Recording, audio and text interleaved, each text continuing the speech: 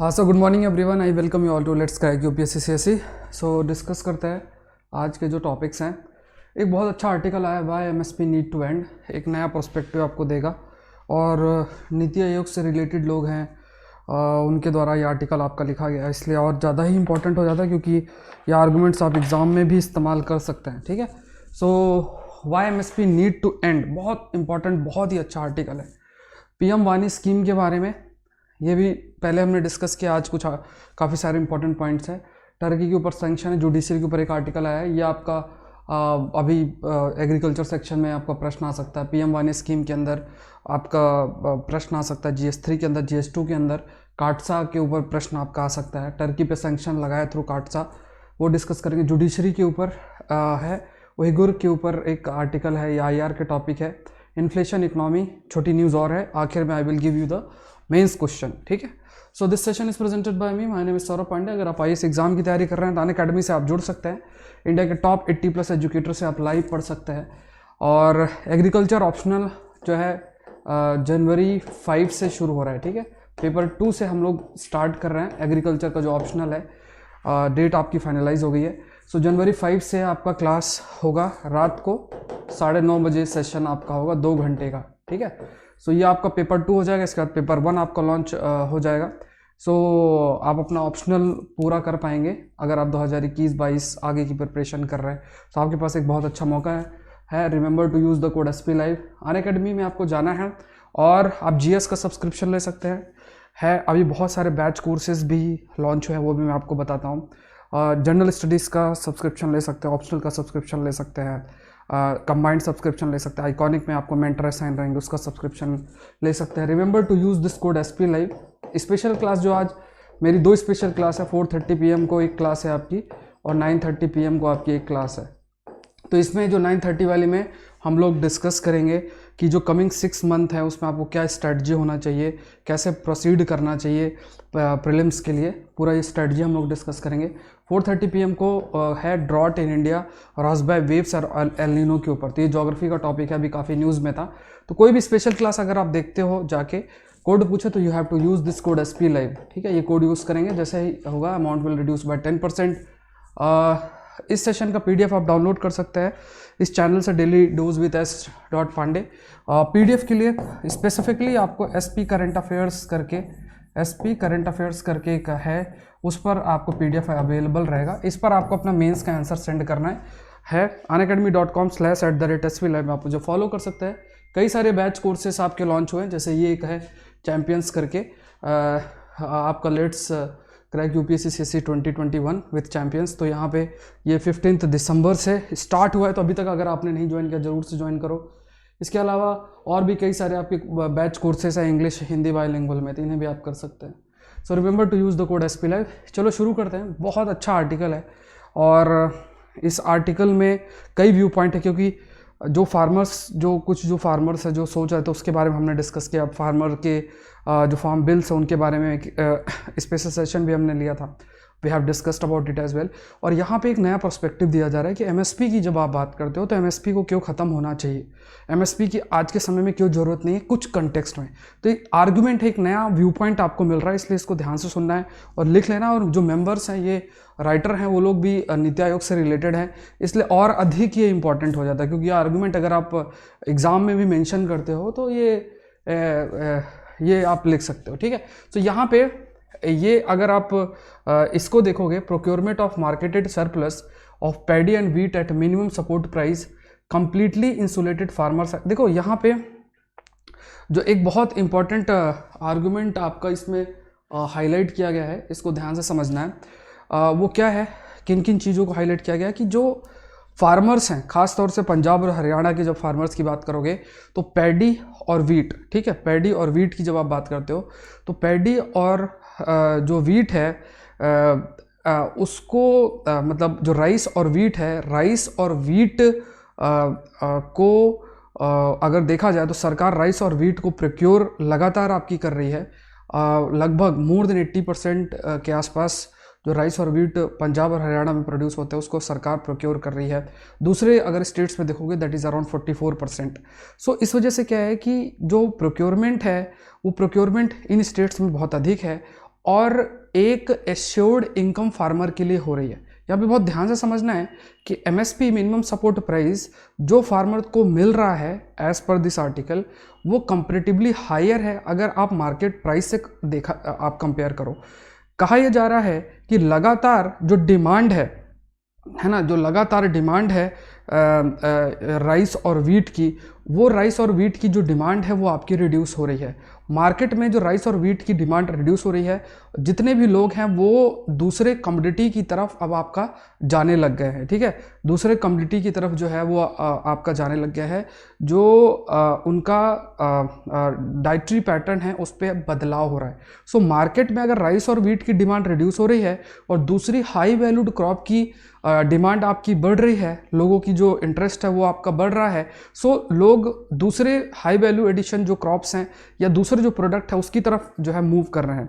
अब अगर मार्केट में राइस और वीट को खरीदने वाले आपके कम होते हैं, एक एंगल ये आप समझो, और लगातार जो इसका प्रोडक्शन है पंजाब हरियाणा में बढ़ता जा रहा है और वो जो प्रोडक्शन हो रहा है वो मार्केट में नहीं जा रहा है, वो सरकार को एमएसपी के थ्रू बाय करना पड़ रहा है। अब सरकार उस एमएसपी को के थ्रू जो बाय करेगी उसको उसे स्टोर करना पड़ेगा। अब वो भी ज़्यादा मार्केट में डिस्ट्रीब्यूट नहीं कर पाएगी और काफ़ी ज़्यादा उसका खर्चा भी होगा, उसको आप कह सकते हो कि स्टोर करने में, उसको स्टॉक को मैनेज करने के लिए भी बहुत ज़्यादा खर्चा होगा। तो ये सब एक नए तरीके की जो कॉम्प्लेक्सिटीज़ हैं वो कॉम्प्लेक्सिटीज़ आपकी आ रही हैं, देखने को मिल रहा है। सो जो फार्मर जिन्हें अपना जो इनकम है ना, उस इनकम के सोर्स को फार्मर डाइवर्सिफाई कर सकते हैं, तो वो फार्मर सिर्फ पंजाब हरियाणा रीजन में राइस और वीट ही ग्रो कर रहे हैं। क्यों ग्रो कर रहे हैं? क्योंकि उन्हें एश्योर्ड एमएसपी मिल रहा है जो कि मार्केट वैल्यू से या मार्केट प्राइस से भी ज़्यादा है। अब इस वजह से फार्मर जो एसोसिएटेड बेनिफिट है, जैसे फर्टिलाइज़र की सब्सिडी, बहुत तरीके की सब्सिडी भी इन क्रॉप से रिलेटेड उनको मिल जाती है, तो उनकी जो प्रॉफिटेबिलिटी है बढ़ जाती है। लेकिन अगर आज के समय में डाइटरी पैटर्न की तरफ जाओगे तो जो राइस वीट है उससे शिफ्ट हो रही है diet towards other high value addition जो क्रॉप्स हैं, और जो डिमांड है दूसरे की, वो दूसरे क्रॉप्स की वो आपकी बढ़ रही है। सो क्या इस एमएसपी को राइस और वीट से हटा के दूसरे क्रॉप्स की तरफ भी शिफ्ट किया जा सकता है कि नहीं किया जा सकता है? नेक्स्ट जो पॉइंट है, जब फार्मर लगातार इस एंगल को ध्यान से समझना, ये सारे पॉइंट्स इस आर्टिकल में लिखे हैं, ये पीडीएफ आप डाउनलोड कर सकते हो और जो है एसपी करंट अफेयर्स में जाके सारे जितने भी पॉइंट्स हैं ये पीडीएफ आपको उसमें मिल जाएगा, उसको आप डाउनलोड कर सकते हो। बट यहाँ बस अभी आपको समझना है। तो यहाँ पे जो एंगल आपको ध्यान में रखना है वो क्या है, इसको थोड़ा सा देख लेते हैं।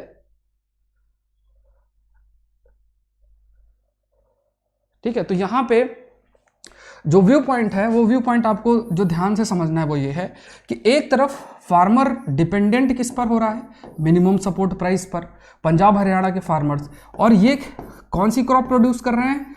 पैडी, मतलब राइस और वीट। क्यों प्रोड्यूस कर रहे हैं? क्योंकि उन्हें पता है कि ये जो वीट और राइस, पैडी और वीट जो प्रोड्यूस कर रहे हैं वो सरकार एमएसपी के थ्रू उससे बाय कर लेगी।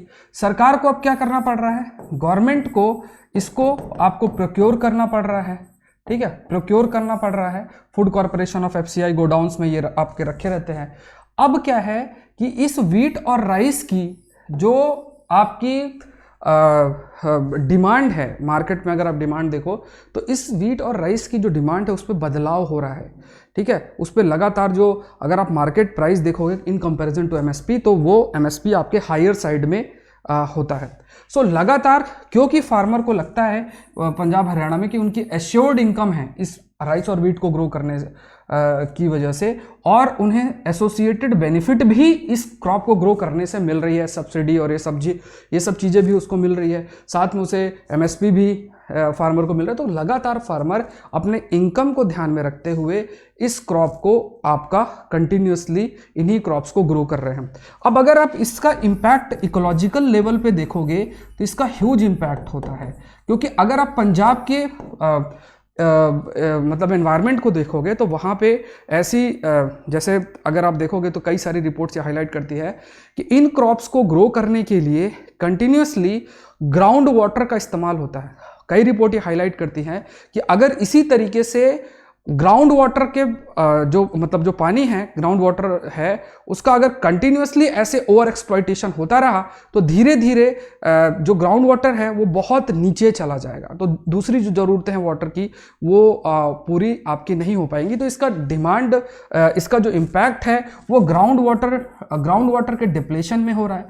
और फार्मर्स लगातार अपने जो क्रॉप्स है उनको भी डाइवर्सिफाई करने के लिए तैयार नहीं है, क्योंकि उन्हें एश्योर्ड इनकम आपकी मिल रही है। अब इसका इकोलॉजिकल इम्पैक्ट ये है कि ग्राउंड वाटर डिप्लेशन हो रहा है। साथ में जब आप इरिगेशन बहुत ज़्यादा आप करोगे तो उससे फिर सॉइल की जो सैलिनिटी है वो भी आपकी रिड्यूस होगी। साथ में अगर आप मोनोक्रॉपिंग करते हो, सेम ही क्रॉप को बार बार आप अगर उगाते हो, if you are doing monocropping, तो एक ही क्रॉप को उगाते हो, तो इससे क्या है, सॉइल की जो फर्टिलिटी है वो सॉइल की फर्टिलिटी भी आपकी नीचे जाएगी, सॉइल की फर्टिलिटी भी आपकी रिड्यूस होगी। सो इस स्टेप का अगर आप देखोगे, इस स्टेप का इम्पैक्ट फार्मर्स पर भी है।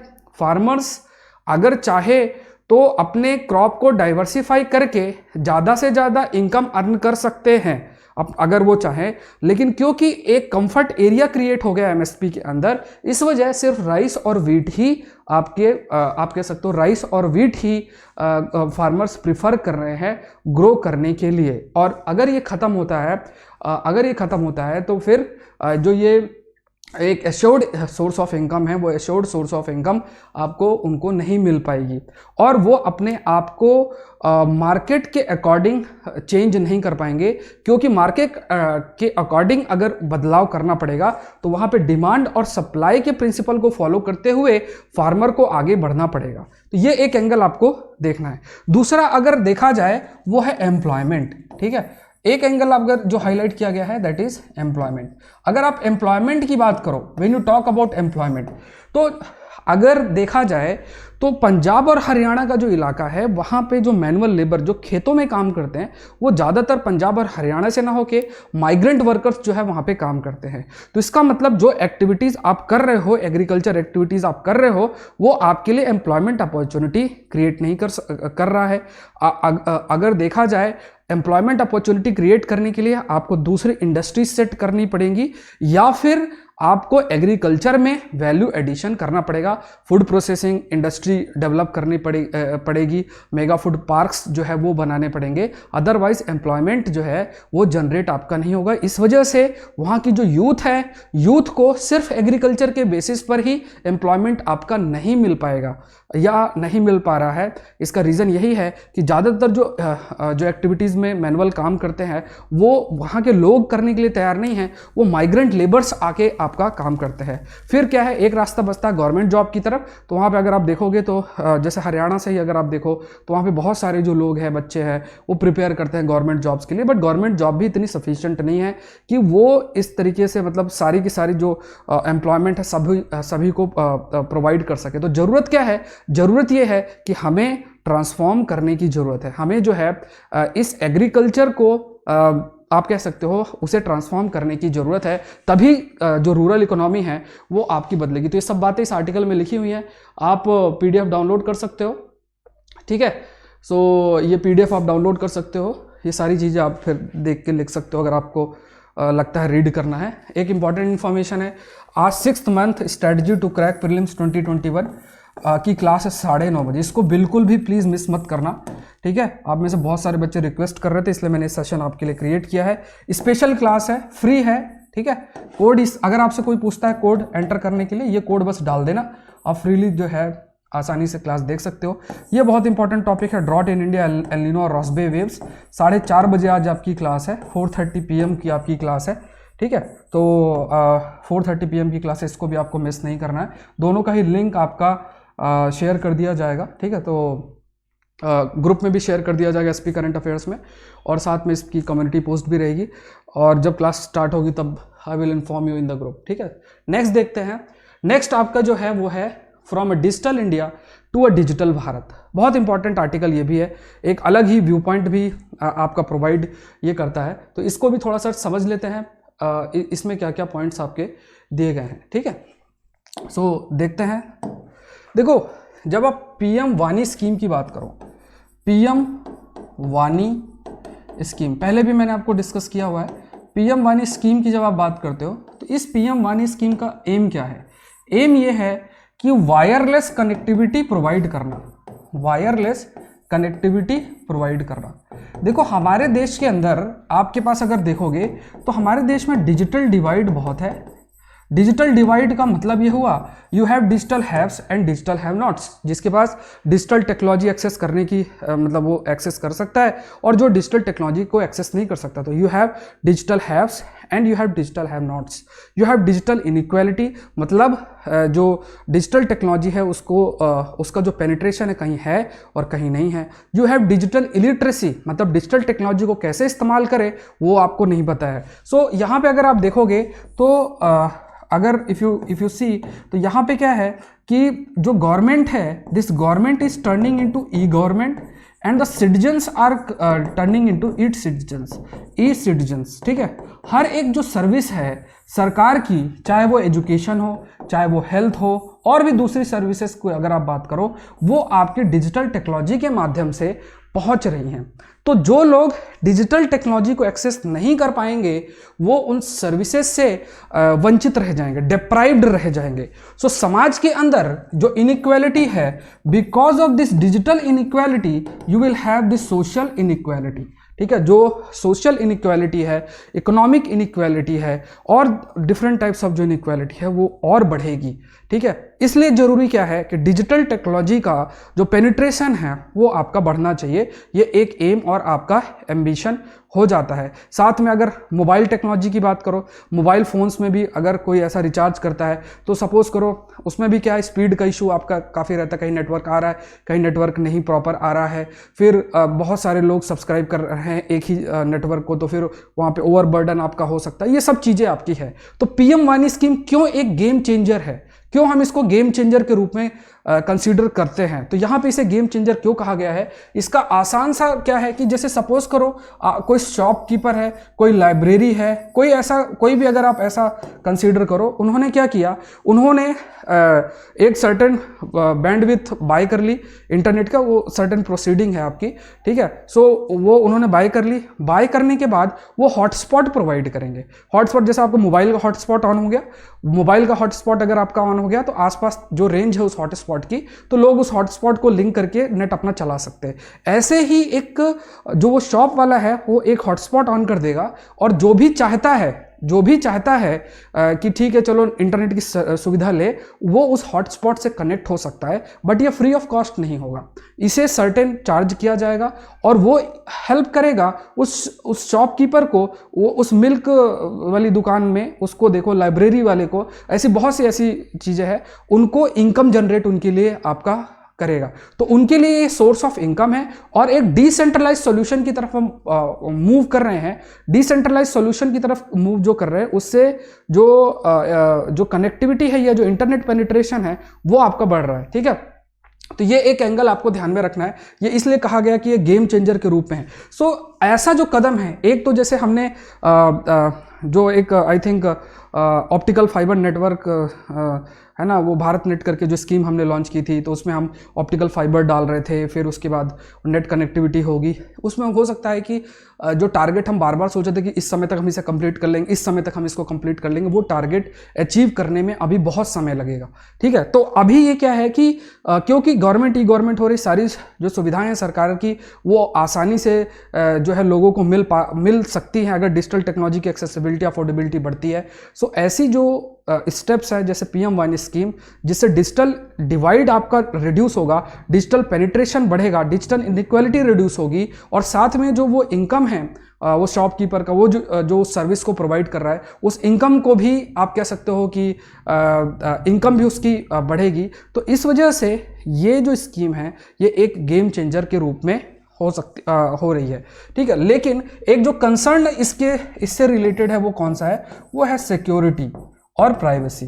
ठीक है, क्योंकि आप एक ऐसे हॉटस्पॉट को ऐसा एक्सेस करोगे और उस पर नेट बैंकिंग कर रहे हो, कुछ ऐसा कर रहे हो, तो कितना सिक्योर एनवायरनमेंट, कितना सिक्योर नेटवर्क है वो भी देखने वाली बात है। अदरवाइज फिर उसका फिर नेगेटिव इम्पैक्ट भी आपका हो सकता है, मतलब हैकिंग और ये सब आपका हो सकता है। तो यहाँ पे ये फुल फॉर्म याद रखना है, पीएम वानी स्कीम की, public wifi network by public data office aggregate, है ना, ये prime minister wifi access network interface PM वानी, ये फुल फॉर्म आप याद रखो। अब इसके तहत आपके public data office aggregators set होंगे, है ना, और पब्लिक डेटा ऑफिसेस आपके क्रिएट होंगे। और इसमें ऐसा कोई एक जैसे ऐप बनेगा, आप उस ऐप को डाउनलोड करके देख सकते हो कि कहाँ पे ये PDOs हैं, ठीक है। यही जो शॉप्स है ये एक PDOs के रूप में फंक्शन करेंगे। अब इनको ऐसा कोई लाइसेंस की भी ज़रूरत नहीं है, ये बस एक इंटरनेट सर्विस जो ये बैंडविड्थ बाय करेंगे और फिर वो सारी सुविधाएं दे सकते हैं। तो इसका जो PDF भी आप डाउनलोड कर सकते हो, यही सारी चीज़ें इस पर मैंशन है। इसमें बहुत अच्छे कुछ आपके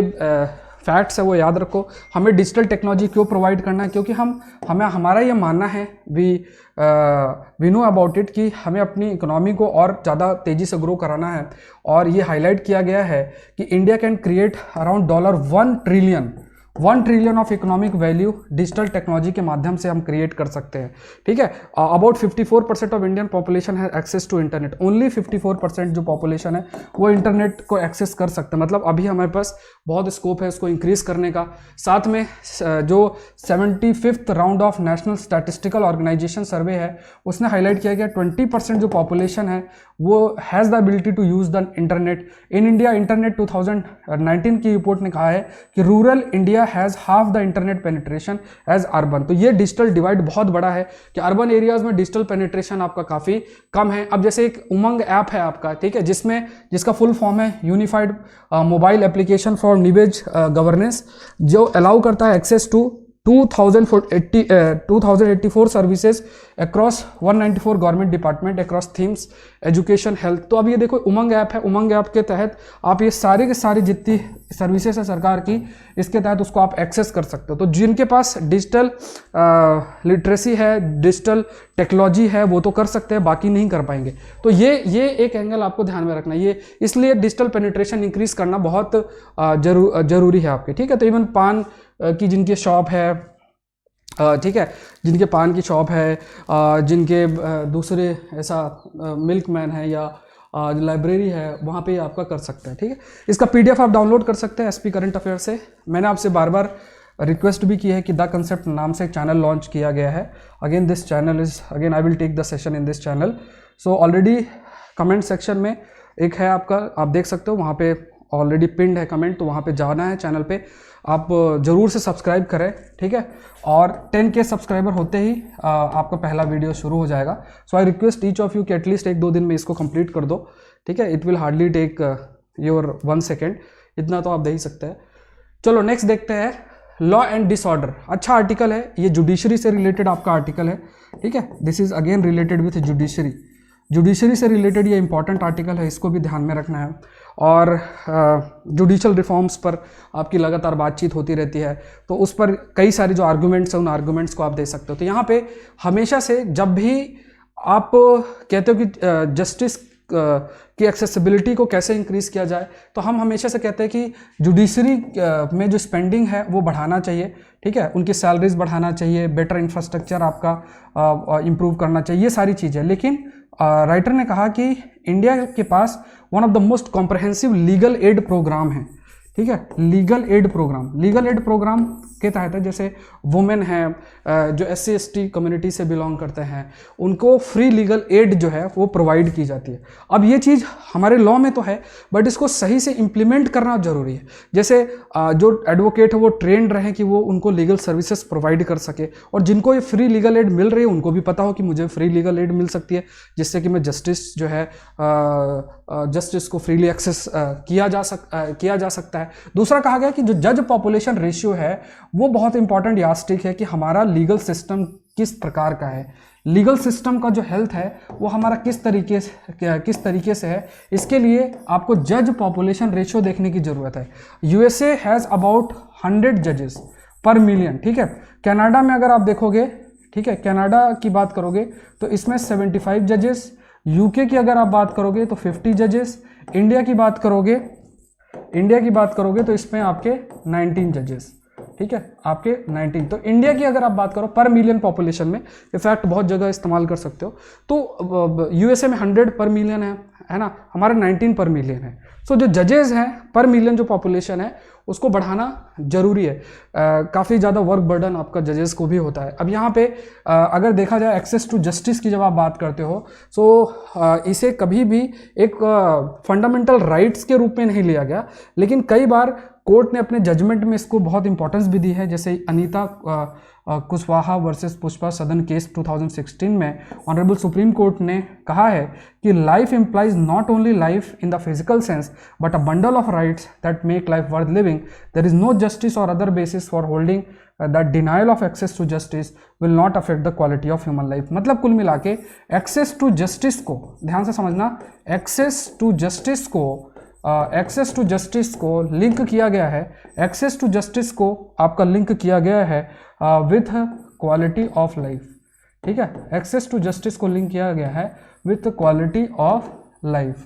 ठीक है, एक्सेस टू जस्टिस को लिंक किया गया है विथ क्वालिटी ऑफ लाइफ से। ठीक है, एक्सेस टू जस्टिस को लिंक किया गया है विथ क्वालिटी ऑफ लाइफ से। तो ये थोड़ा सा बहुत इंपॉर्टेंट है, आपको ध्यान में रखना है, ये अगेन आपके लिए इंपॉर्टेंट हो जाता है। तो ये आप हाईलाइट भी कर सकते हो। नेक्स्ट देखते हैं, ये है इन्फ्लेशन से रिलेटेड इकोनॉमी का ये टॉपिक है। ठीक है, इस पर भी कुछ चर्चा कर लेते हैं, और पहले भी मैंने आपसे चर्चा की है और इस पर भी इकोनॉमी का ये टॉपिक है। तो इसमें सिर्फ अंडरस्टैंडिंग के रूप में है, अंडरस्टैंडिंग आपको थोड़ा सा ध्यान रखना है। देखो इन्फ्लेशन है, when you talk about inflation, महंगाई जिसे हम कहते हैं। ठीक है, महंगाई जो है ये इन्फ्लेशन है। ये इन्फ्लेशन हेडलाइन इन्फ्लेशन भी हो सकता है। हेडलाइन इन्फ्लेशन का मतलब जैसे जो फूड या एनर्जी से रिलेटेड है, जो न्यूज़ में रहेंगे, जब पेट्रोल का प्राइस बढ़ गया तो ये है, या वेजिटेबल और इन सब का प्राइस बढ़ गया तो ये हेडलाइंस में रहता है, इसलिए इसको हेडलाइन इन्फ्लेशन आपका कहते हैं। ठीक है, और फिर जब आप इस हेडलाइन इन्फ्लेशन की बात करते हो तो इस हेडलाइन इन्फ्लेशन अगर ये बढ़ता है, ठीक है, कुछ कमोडिटीज़ में आपका इन्फ्लेशन कम होगा, कुछ कमोडिटीज़ में बढ़ जाएगा। अगर वेजिटेबल फ्रूट्स ऐसी चीज़ों का बढ़ जाएगा, so it may impact the nutritional security of the population. लोगों की जो न्यूट्रिशनल सिक्योरिटी है वो अफेक्ट होगा। अगर मिल्क का प्राइस मान लो बढ़ गया, फ्रूट्स का, वेजिटेबल्स का जो है प्राइस आपका बढ़ जाएगा, तो ये न्यूट्रिशनल सिक्योरिटी को अफेक्ट करेगा। अभी अराउंड 6.8 के आसपास जो कहा गया कि इन्फ्लेशन है, तो ये जो इन्फ्लेशन है अराउंड 6.8%, ये जो इन्फ्लेशन है, ये इन्फ्लेशन ज़्यादा है। अगर आरबीआई के रोल की बात की जाए तो आरबीआई को जो इन्फ्लेशन टारगेटिंग रखनी थी, वो इन्फ्लेशन टारगेटिंग आपकी कितनी होनी चाहिए? ये था 4% ±2%। ठीक है, 4% ±2%, तो 6% से ज़्यादा नहीं, 2% से कम नहीं। ये अब यहाँ पे 6.8% है, तो मतलब 6 से ज़्यादा है। आरबीआई को प्रयास करना चाहिए कि इसको और नीचे डाउन करने की ज़रूरत है। ठीक है, ये एक उसकी लीगल ऑब्लिगेशन है, उसको रिकमेंडेशन देना चाहिए। लेकिन आरबीआई को ये लगता है कि अगर वो सपोज करो रेपो रेट बढ़ा देता है, कमेंट सेक्शन में let me know repo rate क्या, अगर वो रेपो रेट बढ़ा देता है तो इससे जो कॉर्पोरेट सेक्टर है उनको लोन मिलने में दिक्कत होगी, क्योंकि फिर बैंक्स जो हैं अगर सेंट्रल बैंक से पैसा लेते हैं तो उन्हें हायर इंटरेस्ट रेट देना पड़ेगा, और हायर इंटरेस्ट रेट अगर देना पड़ेगा तो फिर जो भी कॉर्पोरेट सेक्टर है, जिनको भी लोन लेना है, तो उनको भी पैसा हायर रेट में मिलेगा, और ये इम्पैक्ट कर सकता है डिफरेंट प्रोजेक्ट्स को, मतलब जो इकोनॉमिक ग्रोथ है उसको अफेक्ट कर सकता है। तो इसलिए सर्टेन लेवल ऑफ इन्फ्लेशन तो आपको जरूरी है। सर्टेन लेवल जो इन्फ्लेशन का है, महंगाई का, वो जरूरी होता है, क्योंकि अगर थोड़ा सर्टेन लेवल का इन्फ्लेशन है तो ये शो करता है कि इकोनॉमी के अंदर आपकी डिमांड है। ठीक है, तो इस वजह से कई बार आपके इन्वेस्टमेंट भी अट्रैक्ट होता है, और साथ में आप कह सकते हो कि अगर इकोनॉमी के अंदर बिल्कुल भी इन्फ्लेशन नहीं है तो फिर क्या है, इन्वेस्टमेंट भी आपका अफेक्ट हो सकता है। कि जो सोचे कि अभी बहुत ज़्यादा इन्फ्लेशन है तो हम अभी जो है बहुत ज़्यादा जो इन्फ्लेशन है वो भी नुकसान करता है, क्योंकि फिर जो मनी वैल्यू है वो आपका रिड्यूस हो सकता है, रिड्यूस हो जाता है। ठीक है, जो चीज़ें 60 रुपये की मिलती थी अब वो चीज़ें आपकी 70-80 रुपये की मिलती है, तो ये रुपये का जो वैल्यूएशन है वो भी आपका रिड्यूस हो सकता है। सो यहाँ पे कुल मिला के अगर एक प्रोसेस देखा जाए तो उसमें सर्टेन लेवल ऑफ इन्फ्लेशन जो है वो ध्यान रखना चाहिए, लेकिन ये भी ध्यान में रखना चाहिए कि अक्रॉस कमोडिटीज़, ऐसी कमोडिटीज़ जो कि इंपॉर्टेंट है फूड सिक्योरिटी के लिए तो ठीक है, लेकिन न्यूट्रिशनल सिक्योरिटी के लिए इंपॉर्टेंट है, सो उसमें अगर इन्फ्लेशन हायर होता है तो उसके लिए भी आरबीआई को कदम उठाना चाहिए।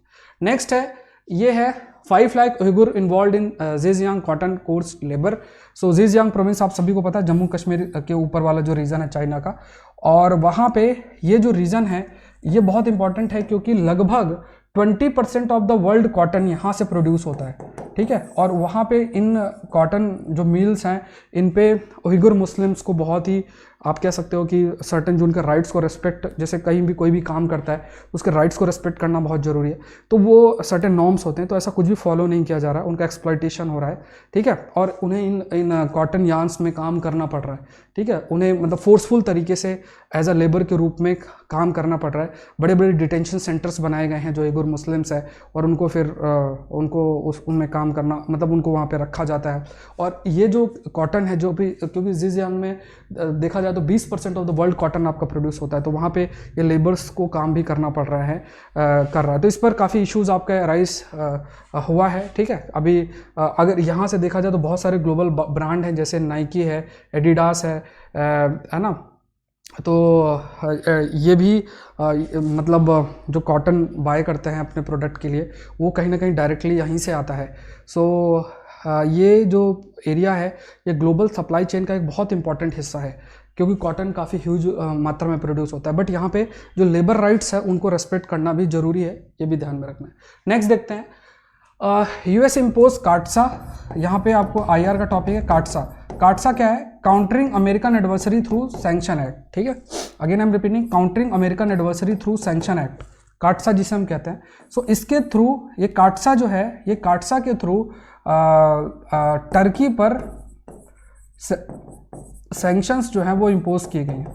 देखो अगर आपको ध्यान, मैंने पहले भी ये टॉपिक बहुत डिटेल में डिस्कस किया है, टर्की जो है वो नाटो का मेंबर है, ठीक है, नाटो अलायंस का हिस्सा है, जिसका फॉर्मेशन 1949 के अंदर हुआ था as a collective defence mechanism के अंदर।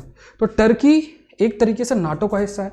नाटो का हिस्सा होने की वजह से उसे पूरा यूएसए के साथ होना चाहिए, लेकिन वो क्या कर रहा है, वो S-400 advance missile system by कर रहा है। और किससे बाय कर रहा है? वो रशिया से कर रहा है। इसका मतलब टर्की रशिया के क्लोज जा रहा है। टर्की अगर रशिया की तरफ हो जाए तो ये एक बहुत बड़ा ह्यूज एडवांटेज रशिया के लिए होगा, क्योंकि टर्की के माध्यम से वो वेस्टर्न कंट्रीज का जो प्रेजेंस है मिडिल ईस्ट में, वेस्ट एशियन कंट्रीज में, वो पूरे तरीके से खत्म कर सकता है। टर्की को बहुत सारे चैलेंजेस फेस करने पड़ रहे हैं इस समय, तो टर्की को लगता है कि उसे अपने सिक्योरिटी के लिए इस एडवांस मिसाइल सिस्टम का जरूरत है, S-400 मिसाइल सिस्टम का उसको जरूरत है, इसलिए वो इस एडवांस मिसाइल सिस्टम को बाय कर रहा है रशिया। अब वो जब रशिया से बाय कर रहा है तो फिर इसी वजह से यूएसए ने काटसा के थ्रू इस पर सैंक्शंस आपके जो है वो आपका इम्पोज किया है, ठीक है। जो सैंक्शंस हैं वो सैंक्शंस आपके आपका इम्पोज किया। तो ये कुछ आपके पॉइंट्स हैं जो आपको ध्यान में रखना है, ठीक है। ये बहुत ही इंपॉर्टेंट पॉइंट है जो आपको ध्यान में रखना है।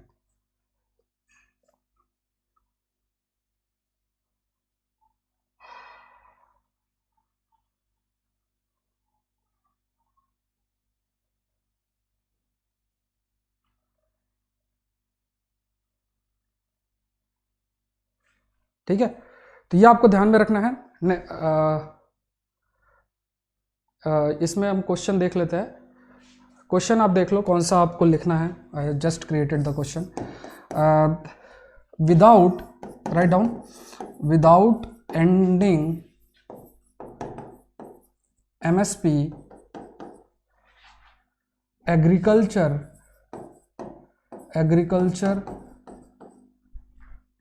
cannot be diversified, ठीक है। तो ये आपका क्वेश्चन है आज का, और ये क्वेश्चन है आपका, और इसको आपको करना है एग्जामिन, ठीक है। तो इसको डिटेल में मैंने आपसे डिस्कस किया। 15 मार्क्स का क्वेश्चन है। आप अपना आंसर मुझे सेंड कर सकते हैं dailydose@s.pandey।